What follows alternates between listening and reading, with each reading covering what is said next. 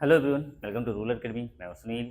तो पिछले क्लास में हमने क्लास 10th के रियल नंबर की चर्चा करी थी, जिसमें हमने एक्सरसाइज नंबर 1.1 को सॉल्व करा था। तो उसी चीज़ को आगे बढ़ाते हुए आज की जो हमारी टॉपिक्स होने वाली है वो क्या है? रिविजिटिंग ऑफ अरिशनल नंबर, है ना। हम अरिशनल नंबर्स को जानने वाले हैं। तो अरिशनल नंबर्स को जानने से पहले हम रैशनल को जानने की कोशिश करेंगे कि रैशनल नंबर्स होते क्या हैं भाई। आप क्लास 9th में भी पढ़ चुके हैं, है ना, कि रैशनल नंबर क्या होती है। तो थोड़ी बहुत हम उसकी चर्चा कर लेते हैं। तो रैशनल नंबर क्या होती है भाई? रैशनल नंबर, तो आप जानते हो रैशनल नंबर क्या होती है? Any number which can be written in the form of P by Q, है ना, where P and Q are integers and Q is not equal to zero. तो वो क्या होती है भाई? हमारी रैशनल नंबर होती है। तब एनी नंबर, है ना, any number,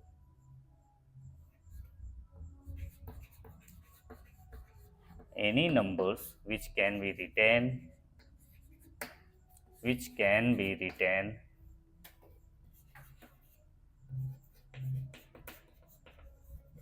in the form of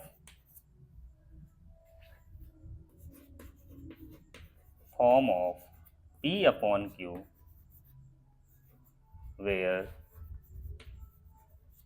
p and q are integers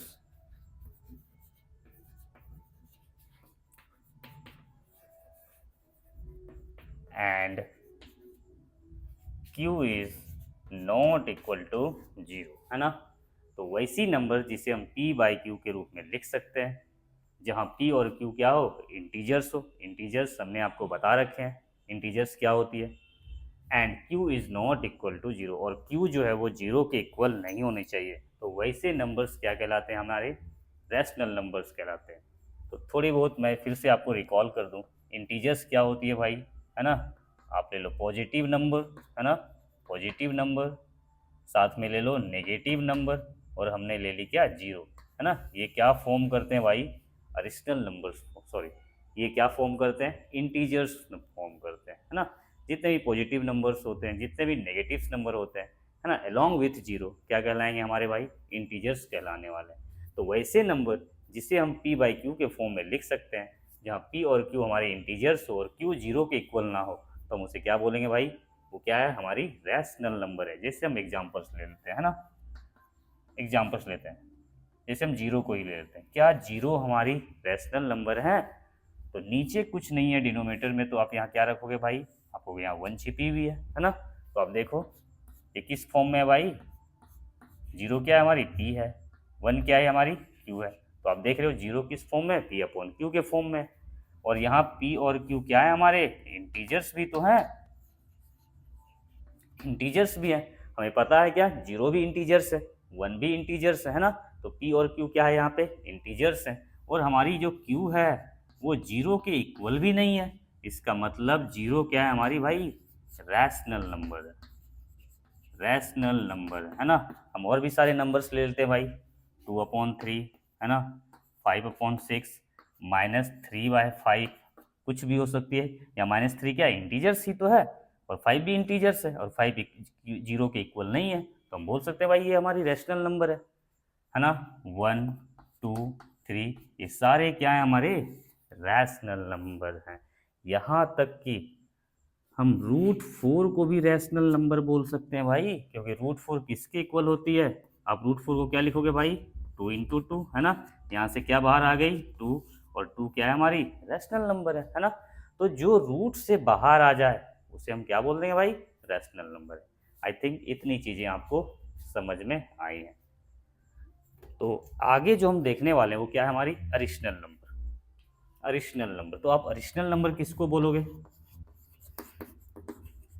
रिशनल number किसको बोलोगे भाई? तो जस्ट इसके ऑपोजिट, है ना, वैसे नंबर जिसे हम p बाई क्यू के फॉर्म में नहीं लिख सकते हैं, है ना। Any number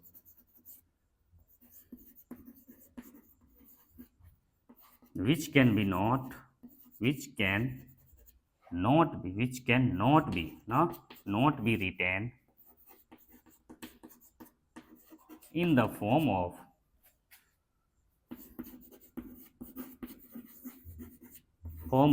p upon q, है ना, जिसे p अपॉन क्यू के रूप में हम नहीं लिख सकते हैं, जहाँ where P and Q are integers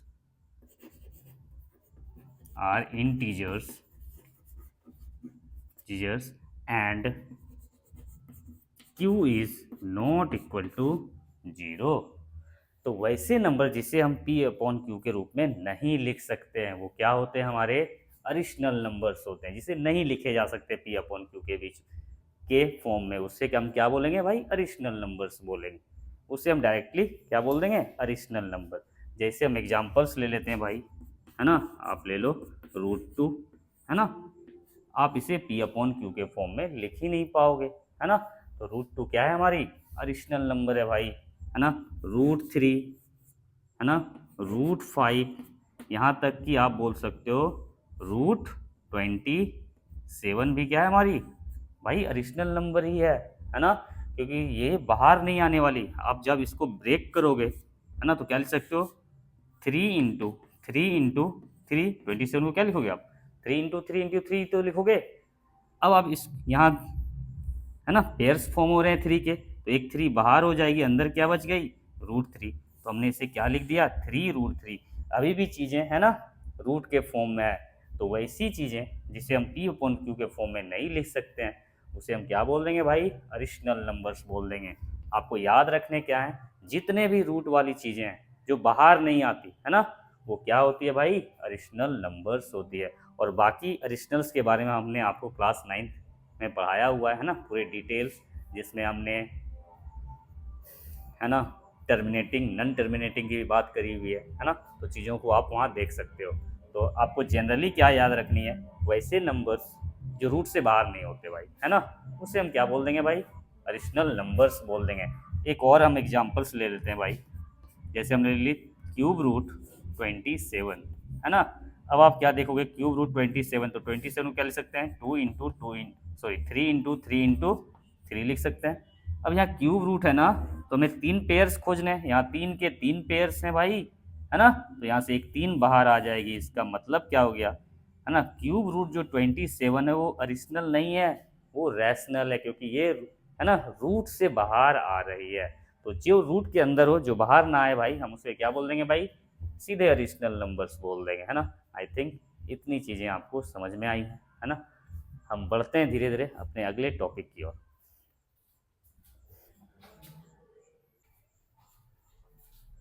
तो हमारी जो नेक्स्ट चीज़ें होने वाली है वो क्या है, pure additional number and impure additional number. तो सबसे पहले तो हम जानेंगे प्योर अडिशनल नंबर क्या होती है। तो प्योर अडिशनल नंबर क्या होती है, उसको जानने से पहले हम क्या देख लेते हैं, इम्प्योर अडिशनल नंबर देख लेते हैं। जैसे हमने एक एग्जांपल ले रखी है भाई, है ना, √27, है ना। हमने ले ली क्या, √27। तो √27 को और क्या लिखे जा सकते हैं भाई, है ना। हमने 27 का फैक्टर किया भाई, 3 × 3 × 3, है ना। यहाँ 2 3 मिले, पेयर्स मिली भाई, एक 3 बाहर, अंदर क्या बच गई, √3, है ना। तो हमने √27 को क्या लिख डाला, 3√3। हम अगर यहाँ देखें थोड़ी सी चीज़ें, तो ये 3 क्या है भाई हमारी, है ना, सिर्फ हम 3 को देख रहे हैं, तो 3 हमारी क्या है, रैशनल नंबर है भाई। और वहीं पे √3 क्या है हमारी, अडिशनल नंबर है भाई, है ना।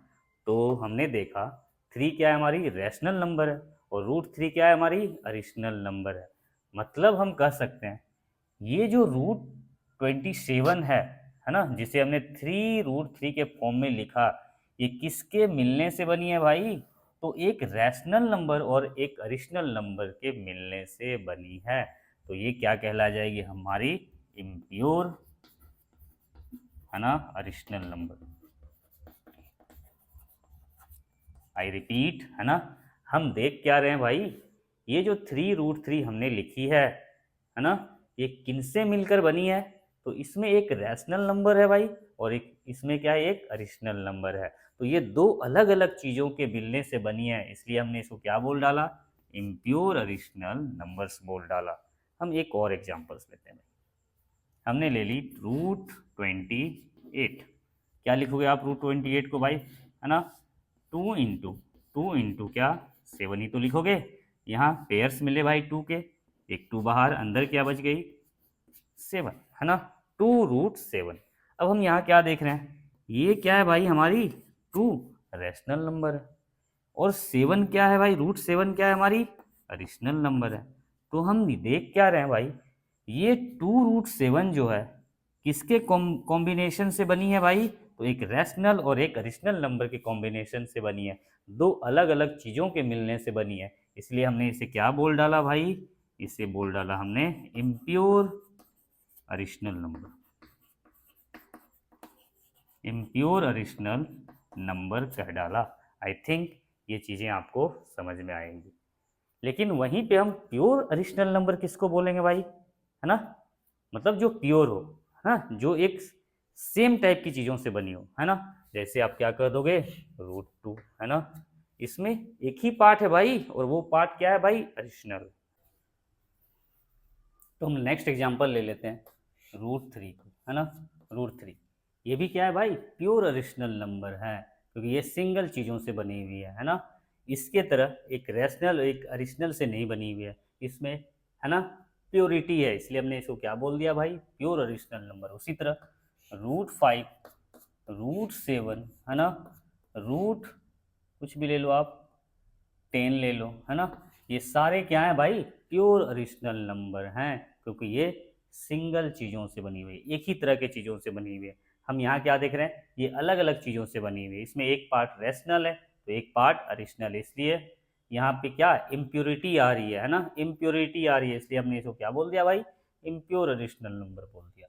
तो इम्प्योर अडिशनल नंबर कैसे फॉर्म होते हैं भाई, है ना, चलिए इस चीज़ को देखते हैं, इम्प्योर अडिशनल नंबर कैसे फॉर्म होते हैं।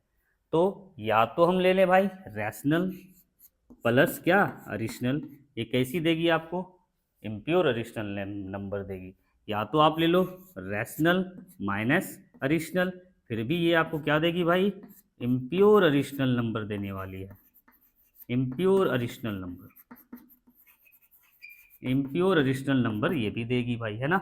चाहे आप इस पार्ट को इधर कर दो, चाहे आप इस पार्ट को उधर कर दो, है ना, देने क्या वाली है भाई, इम्प्योर ही देने वाली है। उसी तरह रैशनल इनटू, है ना, अडिशनल, ये भी आपको क्या देगी भाई, इम्प्योर अडिशनल नंबर ही देगी। रैशनल डिवाइड अडिशनल, या तो अडिशनल डिवाइड रैशनल, ये भी आपको क्या देगी भाई, इम्प्योर अडिशनल नंबर ही देगी। जैसे हम देख लें, एक रैशनल ले लेते हैं, 2 ले लिया, प्लस अडिशनल ले लिया क्या है, √3, है ना, ये कैसी है भाई, इम्प्योर अडिशनल नंबर है, क्योंकि ये अलग अलग चीज़ों से बनी हुई है, इसमें एक पार्ट रैशनल है तो दूसरा पार्ट क्या है भाई, अडिशनल, है ना।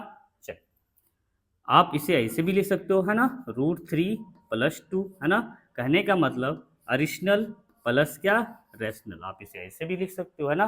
तो फिर भी आपको क्या देगी भाई, रिजल्ट इम्प्योर अडिशनल नंबर ही देगी। उसी तरह यहाँ आप देखो, आप ले लो 2 माइनस √3, ये भी क्या है भाई, इम्प्योर अडिशनल नंबर है। आप ये ले लो भाई 2 इंटू √3, है ना, क्या हो जाएगी 2√3, ये भी क्या है भाई, इम्प्योर अडिशनल नंबर है ना।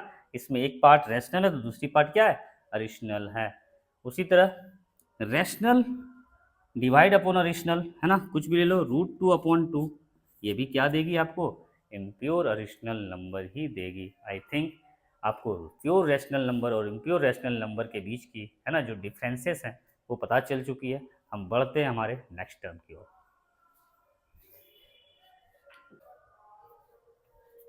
तो हमारी जो अगली पार्ट्स है वो क्या है, थ्योरम 1.2। थ्योरम 1.2 क्या कहती है, थ्योरम 1.2 कहती है लेट पी बी ए प्राइम नंबर, हमने मान लिया क्या पी एक प्राइम नंबर है, if p divides a square then p also divides a where a is a positive integers। कहा जा रहा है कि अगर हमने p एक प्राइम नंबर एज्यूम करी है ना, तो यदि p a स्क्वायर को डिवाइड करती है, आई रिपीट, यदि जो p जो है ना, a स्क्वायर को डिवाइड करती है, यदि p a स्क्वायर को डिवाइड करती है, तो ये जो p है ना, a को भी डिवाइड करेगी, है ना। तो हमने p को क्या एज्यूम करा है भाई, प्राइम नंबर्स, है ना, प्राइम नंबर से एज्यूम करा है। तो अगर p एक प्राइम नंबर है और p a स्क्वायर को डिवाइड्स करती है, इसका मतलब p जो है a को भी डिवाइड्स करेगी। चलिए इस चीज़ को हम एक एग्जाम्पल से समझते हैं, एक एग्जाम्पल से समझने की कोशिश करते हैं। हमने ले ली भाई, है ना, ए स्क्वायर की जो वैल्यू ले ली वो क्या ले ली भाई, 144 ले ली, 144 ले ली। और p ले लिया हमने, एनी प्राइम नंबर ले लिए हमने, ले लिए 3। तो हम क्या देख रहे हैं, यदि जो है p है ना ए स्क्वायर को डिवाइड कर रही है भाई, कहने का मतलब ए स्क्वायर की वैल्यू 144 और p की वैल्यू 3। यदि p ए स्क्वायर को डिवाइड कर रही है भाई, 3 चौक 12 है ना, 3 चौक 12 और 3 अट्ठी 24 है ना। तो यदि p ए स्क्वायर को डिवाइड कर रही है, इसका मतलब जो है ये जो p है ना, a को भी डिवाइड करेगी। ये जो p जो है किसको, a को भी डिवाइड करने वाली है हमारी। तो ए स्क्वायर की वैल्यू 44, तो a की वैल्यू क्या हो जाएगी भाई, आपको हो गया 12 है ना। तो 12 जो है ना, 12 जो है 3 से भी डिविजिबल होगी। यही सेंस हमारी करी थी कि यदि हमारी p जो है ए स्क्वायर को डिवाइड कर रही है, इसका मतलब ये जो p है हमारी a को भी डिवाइड करेगी। हमने ए स्क्वायर की वैल्यू क्या ले ली भाई, 144, और p की वैल्यू क्या, एनी प्राइम नंबर ले लिया, 3 ले लिया। तो हमने क्या देखा भाई, ए स्क्वायर जो है p से डिविजिबल है, इसका मतलब ये जो p है a को भी डिवाइड करेगी। तो a की वैल्यू क्या हो जाएगी, ए स्क्वायर की वैल्यू 144 है, तो a की वैल्यू क्या हो जाएगी 12। तो 12 क्या 3 से भी डिविजिबल होगी है ना। तो यही हमारी थ्योरम 1.1 कर रही थी, यदि p ए स्क्वायर को डिवाइड करती है, इसका मतलब ये जो p है a को भी डिवाइड करेगी। हम और एक एग्जांपल्स लेते हैं आपके लिए। चलिए, हमने ले ली ए स्क्वायर की वैल्यू ले ली, हमने ले ली भाई 81, ठीक है, या ले लो आप 25 ले लो, 25 ले लिया, और p की वैल्यू हमने ले ली 5 है ना। तो आप क्या देख रहे हो भाई, ये जो ए स्क्वायर है किससे डिविजिबल है, p से। मतलब p जो है ए स्क्वायर को क्या कर रही है, डिवाइड कर रही है। तो डिवाइड कर रही है क्या भाई, 25/5 डिवाइड कर रही है भाई। इसका मतलब क्या हुआ, ये जो p है ना, a को भी डिवाइड करेगी। तो ए स्क्वायर की वैल्यू 25, तो a की वैल्यू कितनी हो जाएगी 5, और ये 5 है ना, p की वैल्यू कितना है 5, ये इसको भी डिवाइड करेगी। तो थ्योरम 1.2 है ना हमारी यही कह रही है, यदि p एक प्राइम नंबर है और p ए स्क्वायर को डिवाइड करती है, इसका मतलब p क्या, a को भी डिवाइड करेगी। तो इस थ्योरम के रूज हम करने वाले हैं आगे चल के चीज़ों को प्रूफ करने में, है ना। आई थिंक ये थ्योरम के मतलब आपको समझ में आओगे। हम बढ़ते हैं इसके यूज की ओर।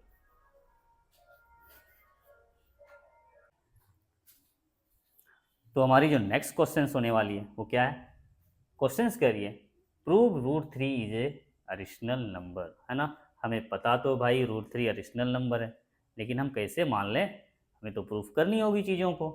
तो जब भी आपको किसी नंबर्स को अरिशनल प्रूफ करनी हो, तो आप इसके जस्ट रिवर्स चीज़ों को एज्यूम कर लो, है ना।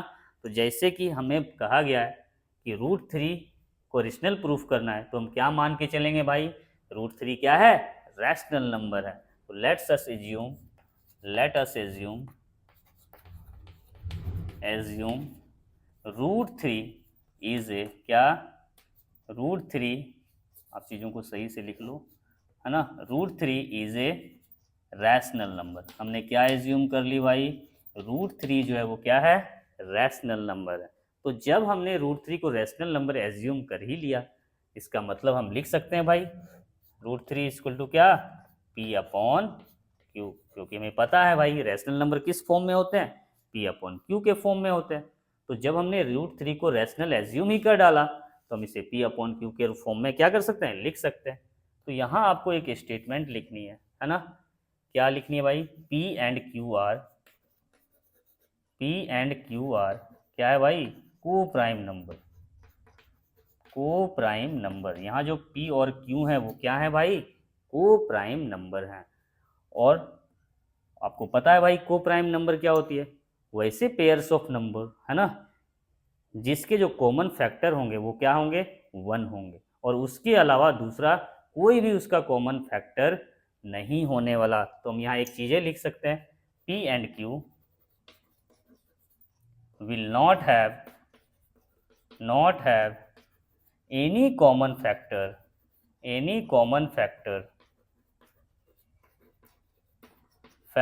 other than अदर देन क्या 1, है ना, मतलब P और Q के, है ना, 1 के अलावा कोई भी कॉमन फैक्टर नहीं हो सकते। अब आप क्या करो भाई, squaring both side, squaring both side, हमने क्या कर डाली, दोनों साइड क्या कर डाली भाई, स्क्वायर कर डाली। तो √3 का स्क्वायर इक्वल टू क्या हो गई भाई, P square upon Q square, है ना।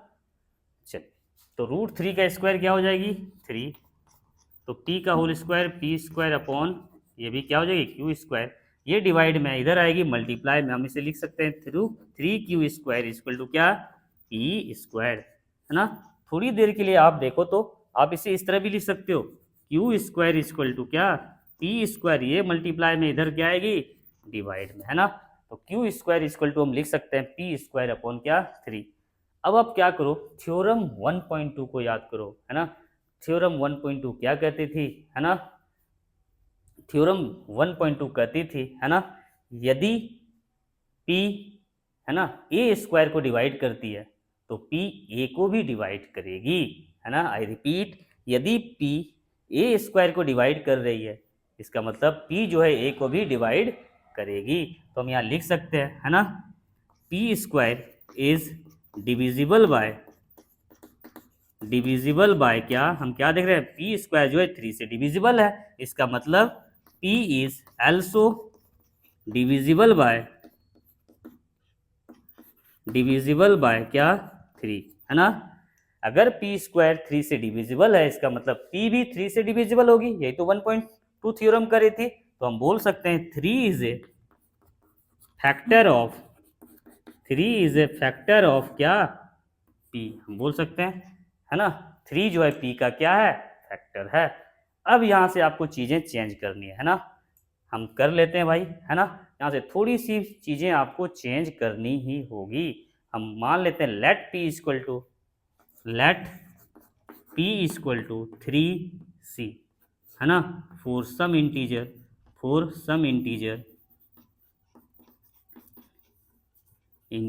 C, है ना।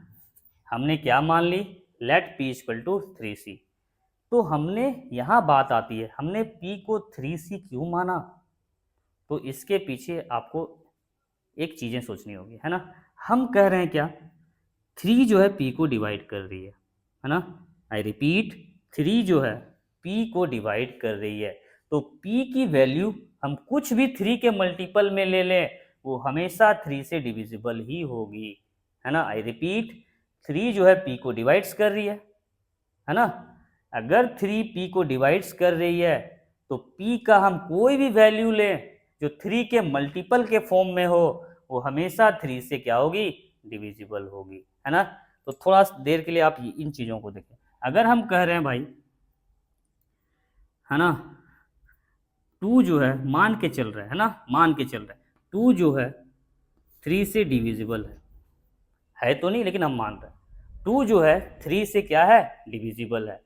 अगर इसकी वैल्यू हम 3 के मल्टीपल में ले लें तो हमेशा 3 से डिविजिबल होगी, है ना।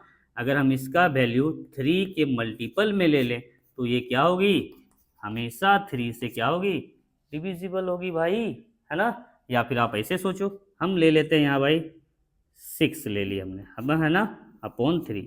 अगर 6 3 से डिविजिबल है ना, तो इसकी वैल्यू अगर नेक्स्ट वैल्यू हम 3 के मल्टीपल में ले लें, है ना, तो ये हमेशा क्या होगी, 3 से डिविजिबल ही होगी, हमेशा 3 से डिविजिबल होगी।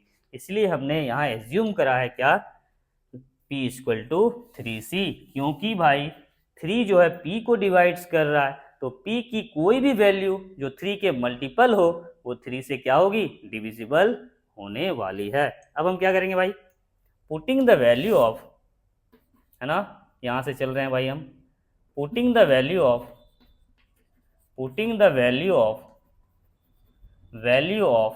P इन इक्वेशन, है ना, हमने नहीं मानी है ना, आप इसको मान लो इक्वेशन फर्स्ट, है ना, और इसको मान लेते हैं हम स्टेटमेंट फर्स्ट। इसको क्या मान लिया हमने, स्टेटमेंट फर्स्ट। इसको इक्वेशन फर्स्ट, इसको मान लिया हमने स्टेटमेंट फर्स्ट। चलिए हम क्या करें, putting the value of p in equation 1, हमने इक्वेशन 1 में डाल दी। तो इक्वेशन 1 क्या थी भाई, 3q square equal to P square. तो 3q square equal to p की वैल्यू क्या है भाई 3c, तो हम लिख सकते हैं 3c का क्या होल स्क्वायर, 3q का होल स्क्वायर इस 3q का square equal to 9c square. अब क्या करो, यहाँ देखो आप 3 3 जा 9 कट रही है भाई, तो q स्क्वायर इक्वल टू क्या 3c स्क्वायर। तो यहाँ हम इसे इस तरह भी लिख सकते हैं, c square equal to Q square upon 3, एकदम लिखे जा सकते हैं भाई। ये मल्टीप्लाई में इधर आएगी है ना, ये मल्टीप्लाई में इधर आएगी डिवाइड में। अब फिर से 1.2 थ्योरम याद करो आप, है ना, क्यू स्क्वायर जो है 3 से डिविजिबल है ना, Q square is divisible by 3, है ना। इसका मतलब क्या हुआ, Q is also divisible by है ना 3, तो क्यू भी जो है 3 से डिविजिबल होगी। तो हम कह सकते हैं भाई है ना, क्या 3 इज ए फैक्टर ऑफ क्या क्यू, है ना, हम कह सकते हैं 3 जो है क्यू का फैक्टर है। अब यहाँ से है ना कॉन्ट्राडिक्शन एराइज होती है, एक विरोध उत्पन्न होता है भाई। वो विरोध क्या है, हम तो जान रहे थे भाई क्या p और q क्या है को प्राइम है ना, इसके 1 के अलावा कोई भी कॉमन फैक्टर नहीं होने चाहिए। लेकिन यहाँ हम क्या देख रहे हैं भाई, p और q के 1 है ना, p और q का 1 के अलावा 3 भी कॉमन फैक्टर है ना। कॉन्ट्राडिक्शन इराइज हुई कि नहीं, है ना, एक विरोध उत्पन्न हुई कि नहीं भाई, आपको ये हुई है भाई, है ना। अब हुई है तो आप इसे क्या कर लो, स्टेटमेंट 2 मान लेते हैं हमने, है ना, हमने इसे क्या मान लिया, स्टेटमेंट 2 मान लिया, है ना। तो अब चलिए हम लिख सकते हैं फ्रॉम स्टेटमेंट 1 एंड 2, है ना, 1 और 2 स्टेटमेंट क्या करिए भाई, 1 और 2 स्टेटमेंट क्या करिए, 3 is a common factor of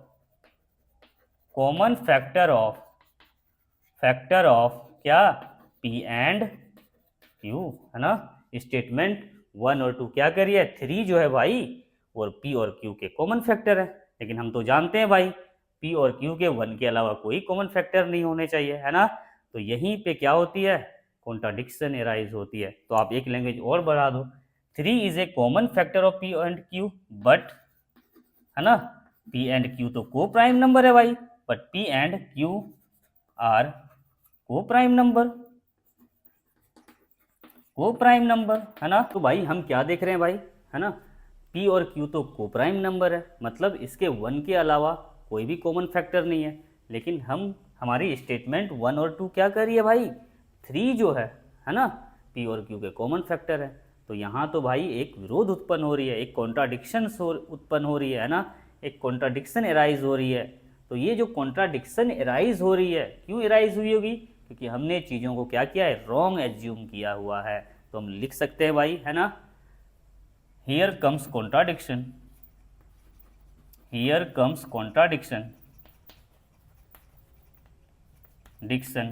due to our क्या रॉन्ग एजम्पशन। तो यहाँ जो विरोध उत्पन्न हो रही है भाई, ये क्यों हो रही है, क्योंकि हमने चीज़ों को रॉन्ग एज्यूम करके चला है ना, हमने चीज़ों को रॉन्ग एज्यूम करके चला है। इसका मतलब हम लिख सकते हैं सो, है ना, √3 इज ए एडिशनल, है ना, एडिशनल नंबर। तो इससे क्या प्रूफ होती है भाई, √3 क्या है, एडिशनल नंबर है। तो है ना, हम क्या कर सकते हैं आगे, है ना, इसी बेसिस पे हम √2, √5, है ना, √10, √7, है ना, इस तरह के प्योर एडिशनल नंबर को हम इसी पैटर्न पे प्रूफ करेंगे। हमने, है ना, √3 आपको समझा दी, है ना, आप इसी लॉजिक को फॉलो करते हुए आप √3, √5, √10 इन सब प्योर एडिशनल नंबर को भी आप प्रूफ करोगे, है ना। तो आज की क्लास आई थिंक हमने पूरी कोशिश की है आपको चीज़ें समझाने में। अगर चीज़ें आपको पसंद आई, हमारे कंटेंट, हमारे लॉजिक आपको पसंद आते तो प्लीज़ हमें फॉलो करें, हाँ, हमारी वीडियो शेयर करें। हम यूट्यूब में भी हैं, हमें फॉलो करें। Thank you.